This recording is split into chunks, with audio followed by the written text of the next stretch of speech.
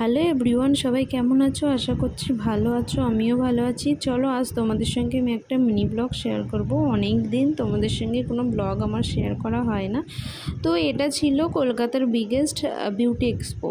তো এখানে সেদিন আমিও প্রেজেন্ট ছিলাম। তো এখানে বিভিন্ন মেকআপ আর্টিস্টদেরকে বিভিন্ন ব্র্যান্ড থেকে হায়ার করেছিল।